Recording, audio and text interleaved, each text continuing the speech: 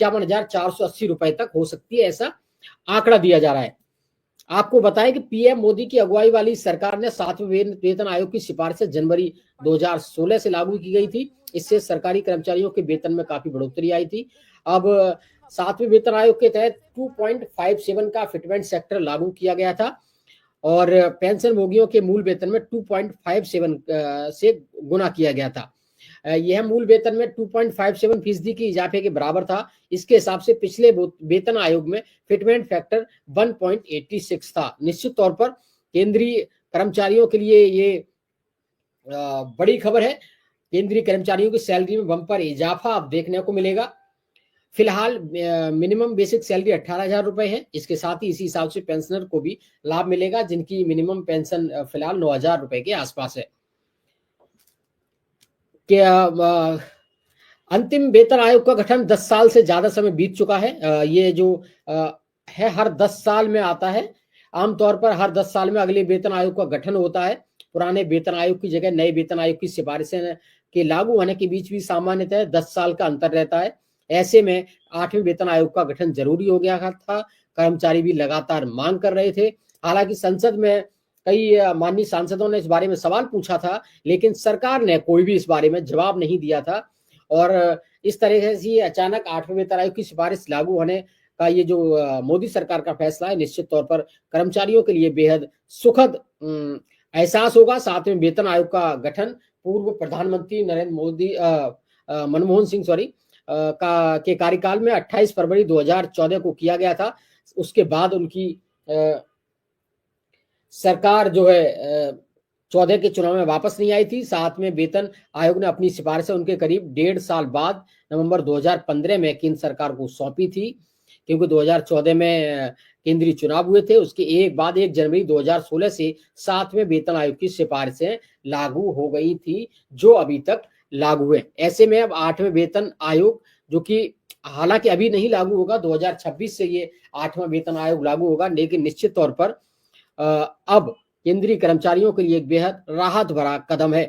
केंद्रीय कर्मचारियों के वेतन को तय करने में इसी फिटमेंट सेक्टर का जो है वो निश्चित तौर पर अभी आंकड़े सामने नहीं आए, लेकिन आंकड़े सामने आ जाएंगे। अगर बात करें वेतन आयोग की कैलकुलेशन की, तो कर्मचारियों को मिलने वाला कुल वेतन उन्हें तमाम भत्तों के अलावा बेसिक सैलरी और फिटमेंट फैक्टर के आधार पर तय किया जाता है। करीब निश्चित तौर पर इस घोषणा से सरकारी कर्मचारियों और ट्रेड यूनियनों में खुशी की लहर है। ये लंबे समय से इस फैसले का इंतजार कर रहे थे। सरकार कब 8वें वेतन आयोग को मंजूरी देगी? अब देश में अगले साल 8वां वेतन आयोग लागू हो जाएगा। 2026 से ये लागू होगा। करीब 50 लाख केंद्रीय सरकारी कर्मचारी, जिनमें डिफेंस कर्मचारी भी शामिल हैं। इसके अलावा 65 लाख पेंशनर्स हैं, जिसमें डिफेंस पेंशनर्स भी हैं। इन सभी का 8वें वेतन आयोग से फायदा मिलेगा। दिल्ली के लगभग 4 लाख कर्मचारी, जिनमें डिफेंस और दिल्ली सरकार के कर्मचारी भी शामिल हैं, इन्हें भी इस चीज में फायदा मिलेगा।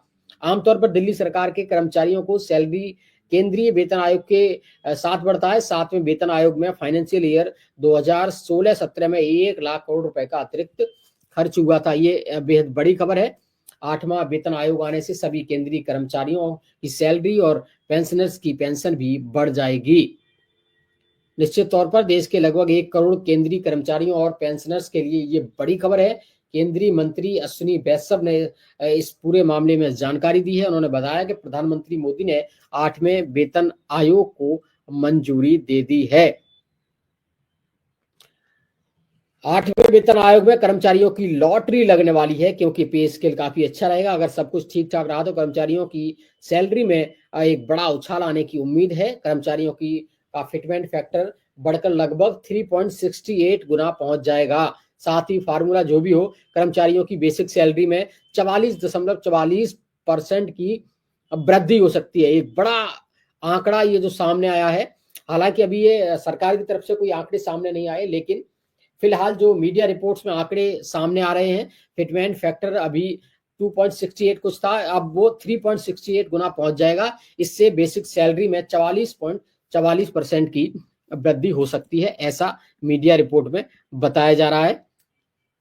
अब 2026 में ये 8वें वेतन आयोग प्रभावी होने की उम्मीद है। तो ऐसे में सरकार का ये निश्चित तौर पर केंद्रीय कर्मचारियों को बड़ा तोहफा है। आज के इस बुलेटिन में सिर्फ इतना ही। हम आपसे विदा लेंगे। नमस्कार।